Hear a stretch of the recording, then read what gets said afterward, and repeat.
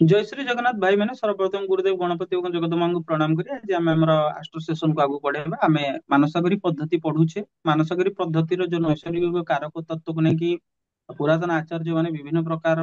सब प्रेडिक्शन देइचंदी से प्रेडिक्शन गुडा को आम धीरे धीरे मॉडर्न डे र इंटरप्रिटेशन हिसाब से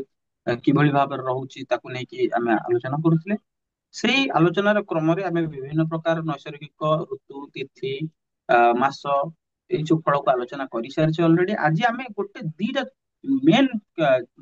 ଟପିକ ଉପରେ ଆଲୋଚନା ରଖିବା ଗୋଟେ ହେଲା ମଳ ମାସ ଜନ୍ମ ଫଳ ଆଉ ଗୋଟେ ହେଲା କ୍ଷୟ ମାସ ଜନ୍ମ ଫଳ ମଳ ମାସ ମାନେ ଯେତେବେଳେ ଯେମିତି କହନ୍ତି ନା ଦୋ ଆଷାଢୀ ପଡେ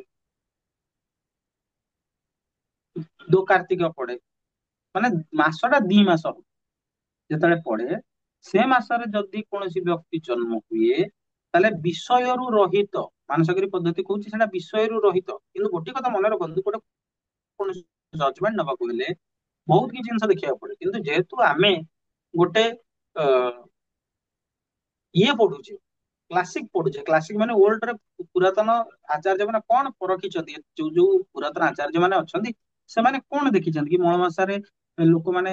ଯୋଉ ଜନ୍ମ ହେଇଛନ୍ତି ତାଙ୍କ ଭିତରେ କିଭଳି ଭାବରେ କ୍ୟାରେକ୍ଟରିଷ୍ଟିକ୍ସ ଥାଏ ସେଗୁଡାକୁ ଆମେ ପଢୁଛେ ତେଣୁ ଯଦି କୌଣସି ବ୍ୟକ୍ତି ମଳ ମାସରେ ଜନ୍ମ ହୋଇଥାଏ ତାହେଲେ ମାନସଗିରି ପଦ୍ଧତି କହୁଛି ଯେ ବିଷୟରୁ ରହିତ ସତ୍ ଚରିତ୍ର ଅନେକ ତୀର୍ଥ କରିବା ବାଲା ନିରୋଗ ସବକ୍ତା ପ୍ରିୟ ଓ ଆତ୍ମହିତୈଷୀ ଠିକ ଅଛି ନା ଯଦି କୌଣସି ବ୍ୟକ୍ତି ଛ ମାସରେ ଜନ୍ମ ମାନେ ଯେତେବେଳେ ମାସଟା କମ ହେଇଯାଏ ତାହେଲେ କଣ ହବ ମଣିଷ ବୁଦ୍ଧି ବିଦ୍ୟା ଧନ ଧାନ୍ୟ ଆଉ ସୁଖରୁ ହୀନ ହେଇଥାଏ ମାନେ ହୀନ ହେଇବା କହିବାର ମାନେ ଯେତିକି ଆମାଉଣ୍ଟର ସେ ଡିଜର୍ଭ କରୁଥାଏ ସେତିକି ସେ ନିଜର ଏଫର୍ଟ ଦେଇକି ତାକୁ ସେ କରିପାରେ ନାହିଁ ଏବଂ ତାର ଶରୀରରେ ଅନେକ ବ୍ୟାଧି ହୋଇଥାଏ ତେବେ ଆଜିର ସେସନରେ ଆମେ ଜାଣିଲେ ମଳ ମାସ ଏବଂ କ୍ଷୟ ମାସ ଫଳ ତେବେ ଆଜିର ସେସନ ପାଇଁ ଏତିକି ସମସ୍ତଙ୍କୁ ଜୟ ଶ୍ରୀ ଜଗନ୍ନାଥ।